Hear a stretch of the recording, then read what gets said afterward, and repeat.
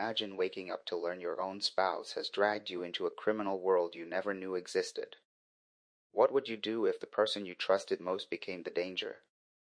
Stay with me. This story gets darker fast. Arielle Mays prided herself on being practical: steady job at State Farm Insurance, tidy townhouse decorated with Target home collections, and a marriage that until recently felt like something solid. She and Dorian had been together 7 years, and though they weren't wealthy, they lived comfortably in suburban Atlanta. But comfort shattered the night she opened her Capital One app and saw a mysterious $9,800 withdrawal labeled authorized transfer. She blinked, refreshed, and checked again. Still there. Still gone. Still unexplained. Dorian was in the next room, laughing on a FaceTime call he didn't know she could hear. "I said I'd bring it. Relax, she never checks anything." Arielle's heartbeat quickened. She stepped into the hallway, every breath thickening with dread. "Dorian, who are you talking to?" she asked. He startled, ending the call so fast his iPhone clattered onto the couch. "Work stuff," he said too quickly. Arielle held up her phone. "Work took $10,000 from our joint account?" Dorian stiffened. "It's temporary. I'll fix it."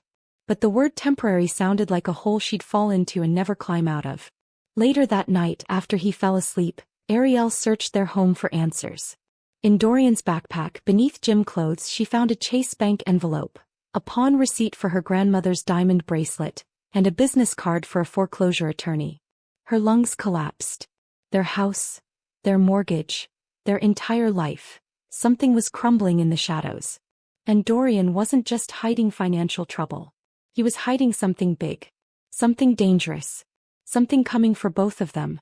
The next morning, Arielle drove straight to Wells Fargo, clutching the receipts like evidence in a trial. The banker, a neatly dressed man with a courteous smile, typed for several minutes before looking up with concern. "Mrs. Mays, your mortgage is 3 months past due." Arielle froze. "That's impossible. The payments come out automatically." The banker rotated his screen. "Autopay was cancelled by the cosigner last quarter." "Dorian." Arielle felt her throat tighten. "Is the house in foreclosure?" "Not yet," he said gently. "But proceedings have begun." Arielle stumbled out of the branch and sat in her car, gripping the steering wheel until her knuckles whitened. She dialed Dorian. No answer. She called again. Straight to voicemail. She then drove to his workplace, a FedEx distribution center, only to discover he hadn't shown up in 2 weeks. A supervisor whispered, "He quit." "Didn't he tell you?" Arielle left the center in a fog, fear clawing her insides. Where was Dorian getting money? Why had he pawned their belongings? Why had he emptied their accounts? At home she opened their mail, something she rarely did because Dorian always grabbed the stacks first. Inside were 3 notices from the IRS, a credit card bill from Best Buy in Dorian's name with $14,000 in electronics purchases, and a thick envelope from Fulton County Superior Court. She tore it open and gasped. A lawsuit. Filed against both of them. Alleging fraud. Linked to Dorian's name. Arielle's hands shook violently. Her husband wasn't in trouble. Her husband was the trouble. And she was tangled in his mess without knowing the stakes, or the enemies he'd made. By evening, Arielle's panic hardened into determination. She grabbed her laptop and searched every detail of the lawsuit. It involved a company she'd never heard of, Metrolink Energy Solutions, a supposedly green utility startup Dorian had once bragged about investing in. She thought he meant a small stock purchase on Robinhood. She had no idea he'd signed legal documents on her behalf, documents binding them both to investors expecting returns. Investors who believed they'd been scammed. One name stood out: Caleb Vance, a well-known fixer in Atlanta's underground financial disputes. Rumored ties to loan sharks. Known for aggression. Arielle's stomach twisted. A knock startled her. She peeked through the blinds. A sleek black Mercedes-Benz G-Wagon idled in the driveway. A man stepped out, tall, sharply dressed, expression cold. He rang the bell. "Mrs. Mays," he called calmly. "We need to talk." Arielle backed away from the door, heart battering her ribs. He slipped a card under the door and left. She picked it up with trembling fingers. Caleb Vance, Collections and Corporate Recovery on the back. Dorian is out of time. And so are you. Arielle dropped the card. Tears blurred her vision. He called Dorian again. Voicemail. Voicemail. She texted, "Where are you? People are coming to the house." No response. She barricaded the door and curled on the couch, clutching a throw pillow like a shield. Hours later her phone buzzed. A new message. From Dorian. Just 5 words. "Don't trust anyone." Not yet.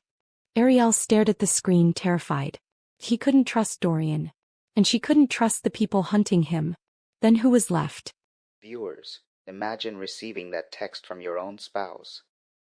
Who would you trust at this point? Let me know in the comments.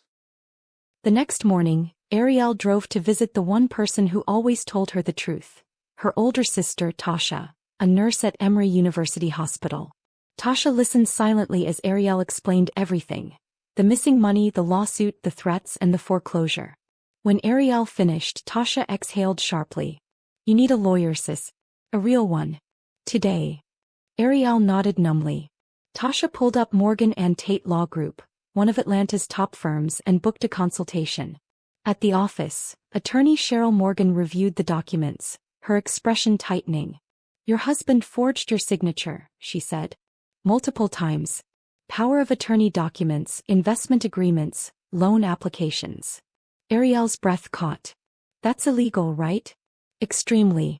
You could be liable unless you prove you had no knowledge." Arielle felt dizzy. "I didn't. I swear I didn't." Cheryl leaned forward. "Then you need to protect yourself before his actions bury you." She slid a folder across the desk.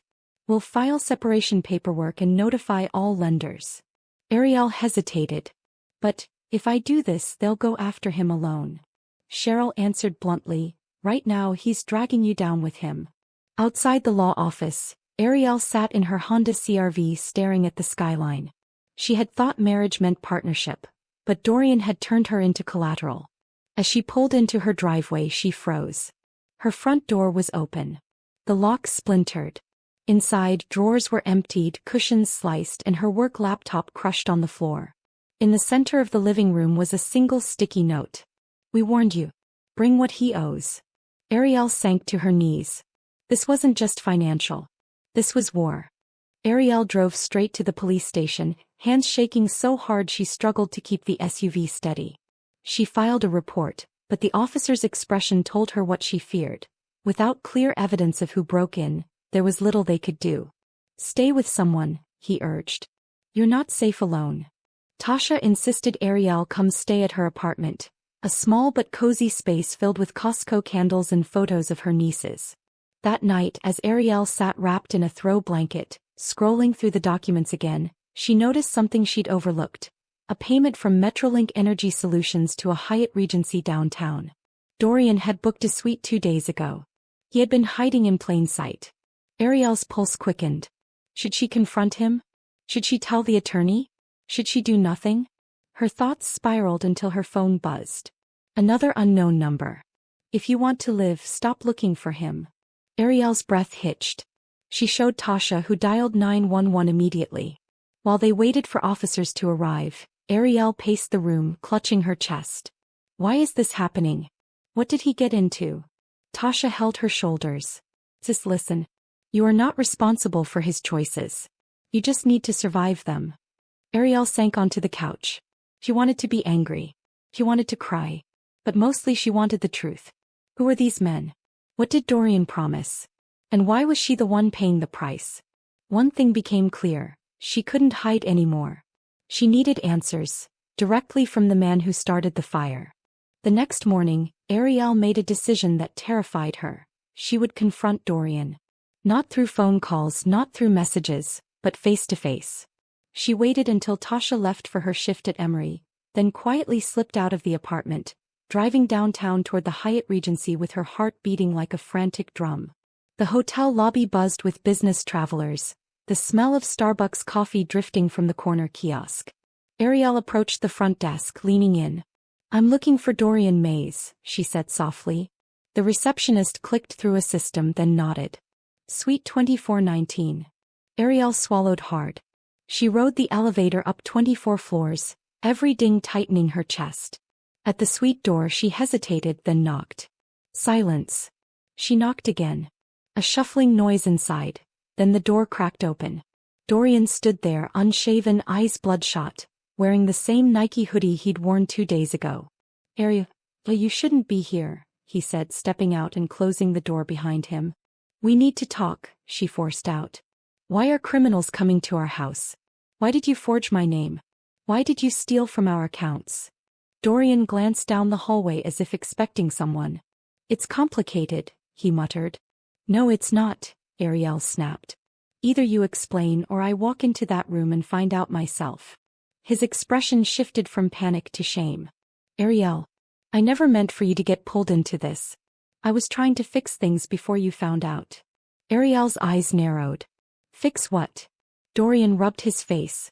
Metrolink wasn't just an investment. I became a guarantor for cash advances.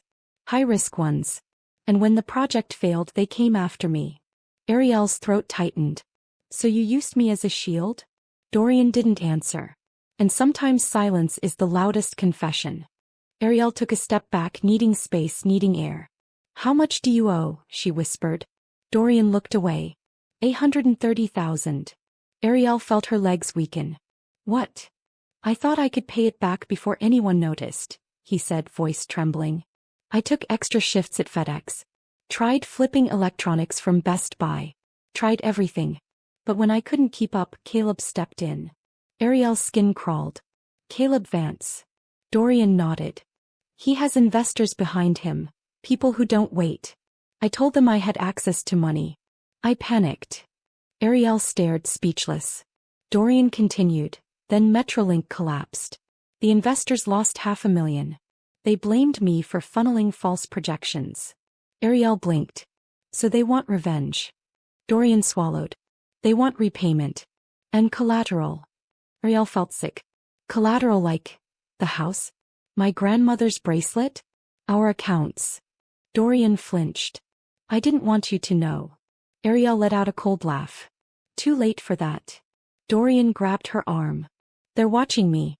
If they know you're here. Suddenly footsteps echoed from the far end of the hallway. 2 men in black jackets stepped out of the elevator, moving with purpose. Dorian tensed. Arielle, go. She froze. Are those? Yes, he whispered. Panic surged.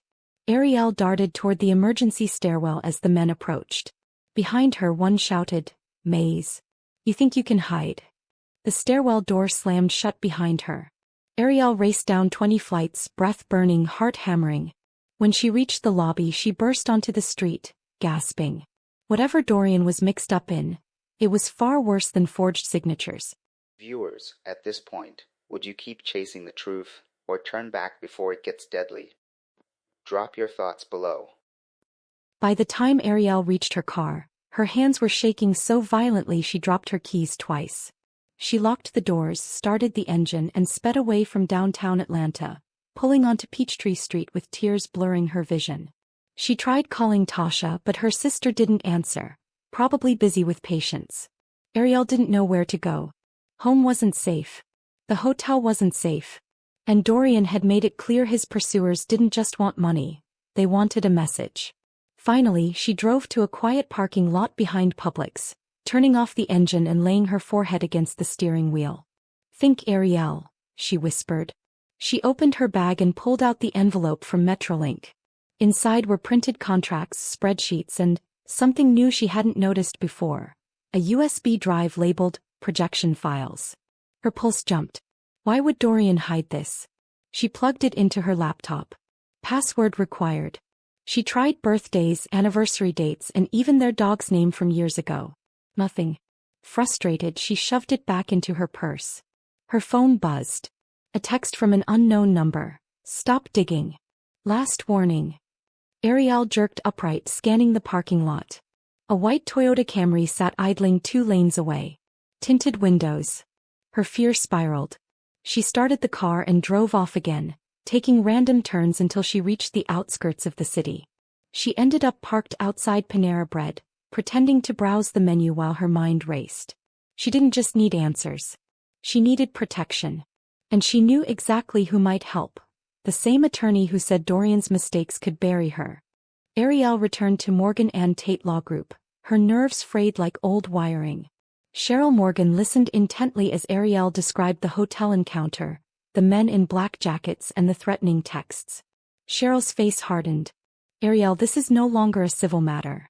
This is criminal and potentially life-threatening. Arielle swallowed. What do I do? Cheryl leaned forward. First, you separate yourself legally from your husband. Immediately. Second, you file for protective measures. Third, she hesitated.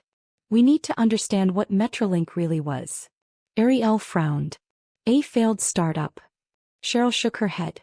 No, look here. She pulled up archived business filings. Metrolink had no registered employees, no physical office, and no board members listed besides Dorian and an anonymous investor group. This wasn't a startup, Cheryl said. It was a shell operation. Arielle's breath caught. For what purpose? Front companies like this usually move money, Cheryl explained. Not create products. Your husband was signing deals on behalf of people who needed clean channels. Arielle sat back, stunned. So Dorian wasn't scamming them, they were using him. Cheryl nodded. And now the channel is broken.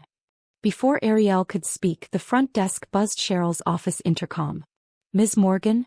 2 men are in the lobby asking for Mrs. Mays. Arielle's blood ran cold. What do they look like? Cheryl asked. Black jackets, the receptionist whispered. Cheryl stood abruptly. Arielle, come with me. She led her through a back hallway toward the emergency exit. Those men aren't leaving without something. You. Arielle's knees shook. Where do I go? Cheryl unlocked the door. To the only person who knows the truth. Arielle blinked. Who? Your husband's former supervisor at FedEx. Arielle drove to the FedEx distribution center feeling like she was floating outside her own body. She asked for Dorian's old supervisor, Mr. McKinley, a broad-shouldered man with tired eyes and a Georgia Tech cap. He seemed wary when she introduced herself. You're Dorian's wife? Arielle nodded. I need to understand what he was involved in.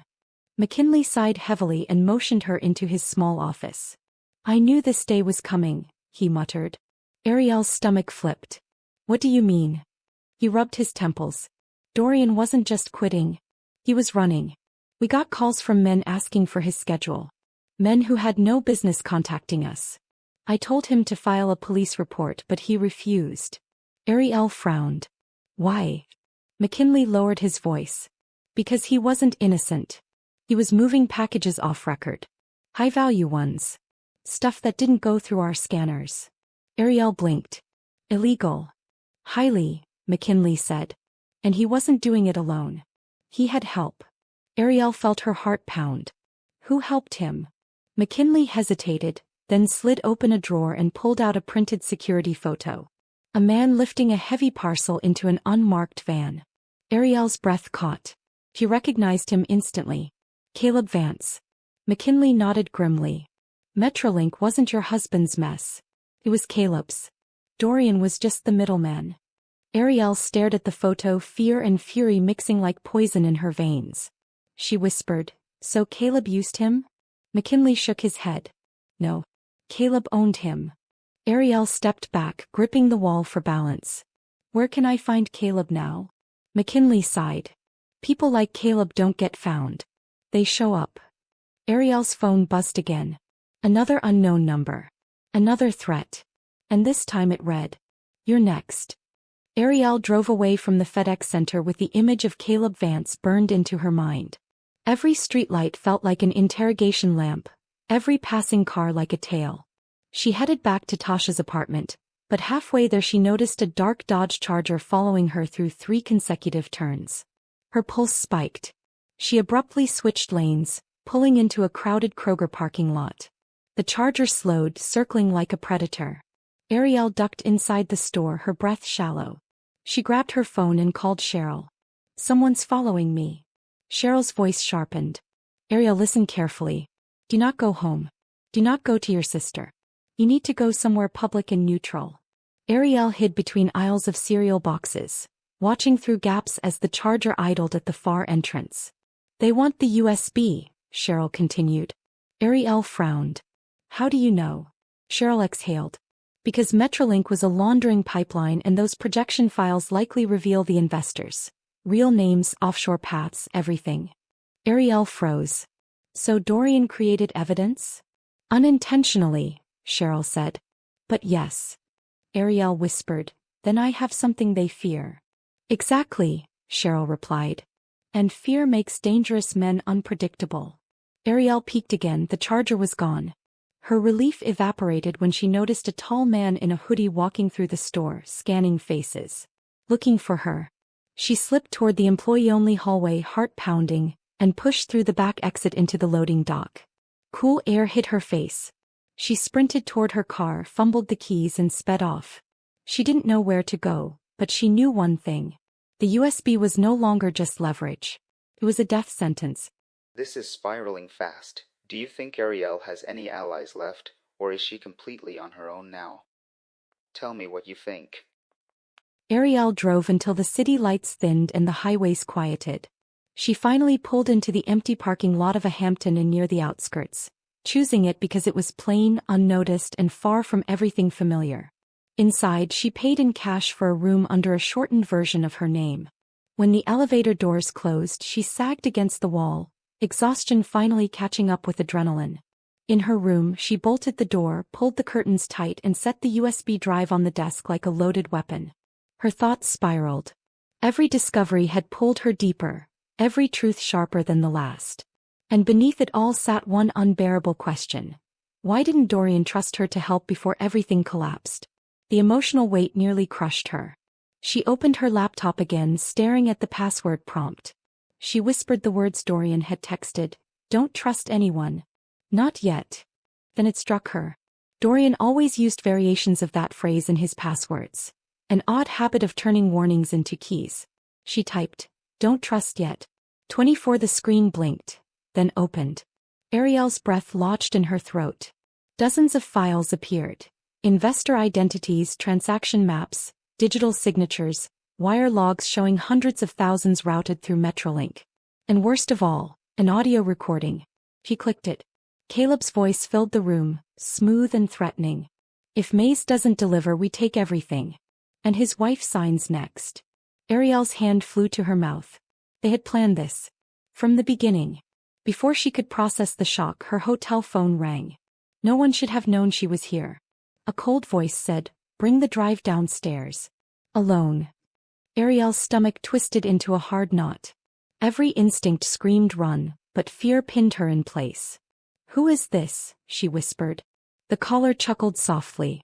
"Someone who doesn't like being exposed." Panic surged through her chest. Caleb had found her. "I'm not coming downstairs," Arielle forced out. "Then we'll come up," he replied. The line disconnected.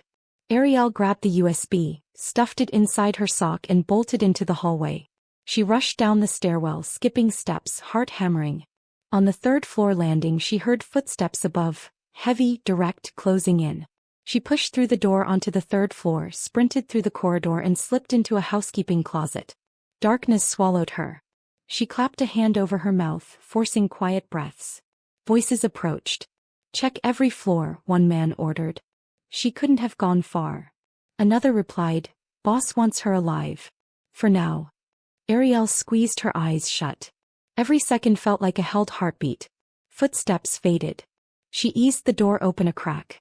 Coast clear. She slipped out, darted toward the back stairwell and continued downward until she reached the lobby. To her horror, two men in black jackets stood near the entrance. She quickly veered toward the restaurant area, kept her head down, and exited through a side door leading into the cold night. Once safely outside, she ran behind the building, breath fogging in the air. A single street lamp flickered. She pulled out her phone and dialed the only person she could think of. "Cheryl," she whispered. "They found me." Cheryl's voice sharpened instantly. "Where are you?" "Hampton Inn off the interstate." Cheryl replied, "Stay hidden.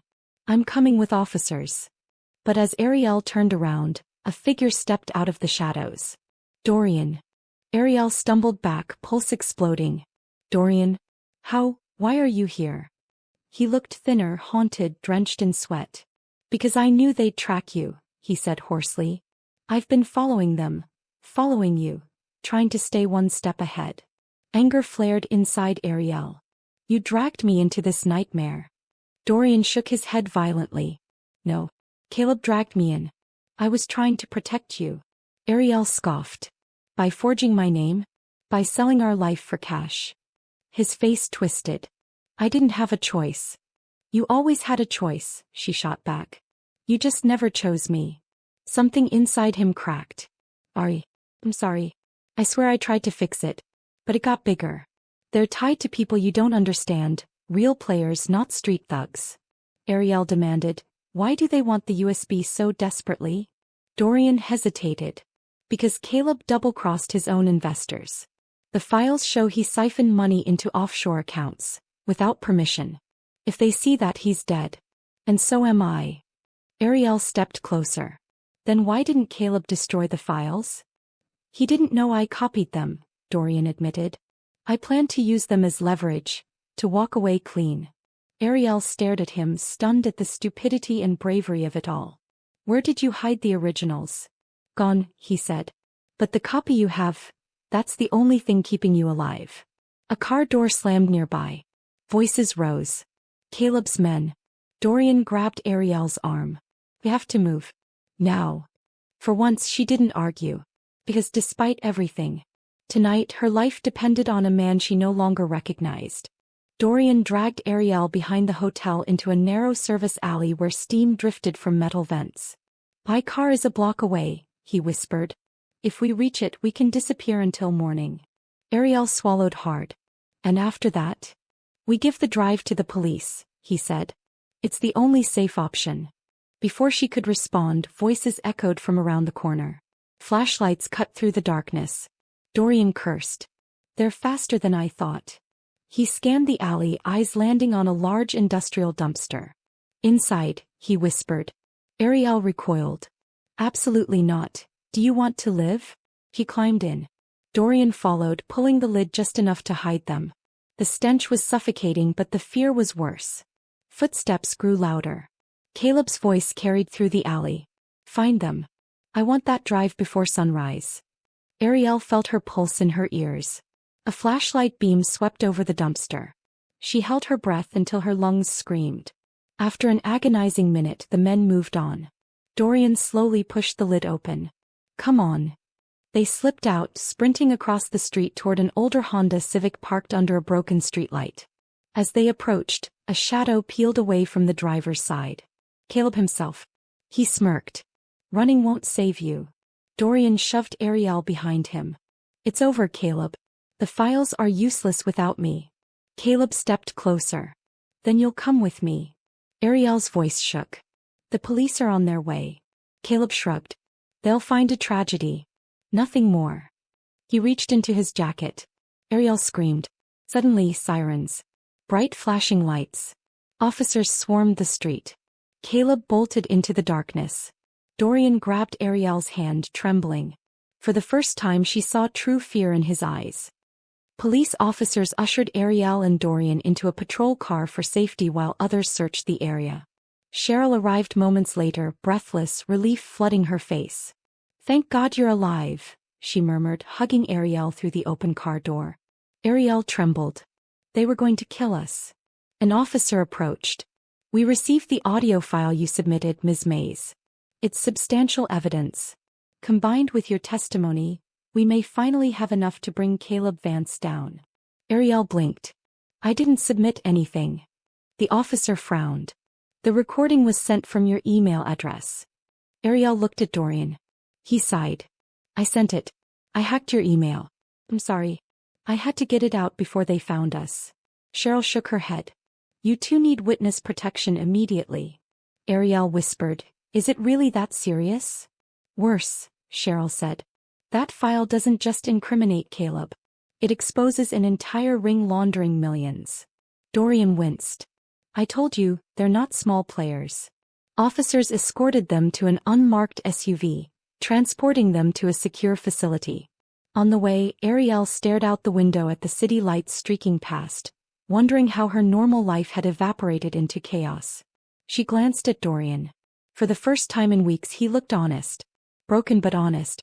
Ari, he whispered, I never wanted this. She gave a hollow laugh. Intent doesn't erase consequences. Dorian's shoulders sagged. I know. She looked down at the USB in her hand. The item everyone wanted. The proof no one wished existed. The reason she was running for her life. And the only piece of truth she had left. They arrived at a secure safe house miles outside the city, a quiet 2-story cabin used by federal investigators. Officers swept the perimeter while Cheryl briefed Arielle inside. You'll stay here until agents move on your case, she explained. They're preparing warrants now.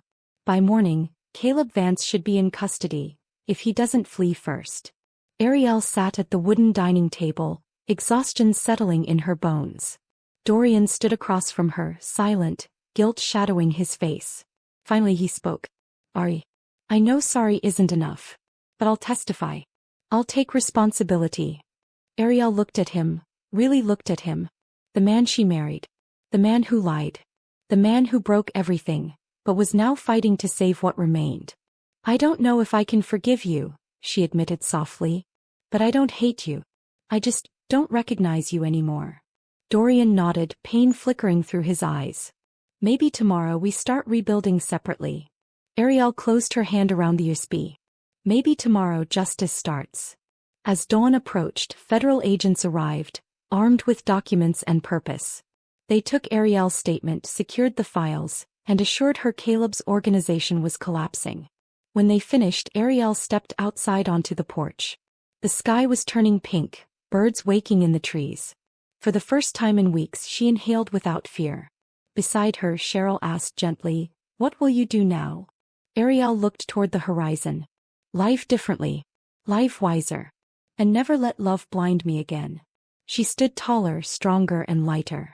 Because survival wasn't just escaping danger. It was choosing never to return to the person she had to be to survive it. Thank you for watching till the end. Family isn't always the danger, but sometimes the danger wears the face you once trusted most. If this story pulled you in, hit like, subscribe, and tell me in the comments, could you ever forgive a betrayal this deep? And where are you watching from tonight?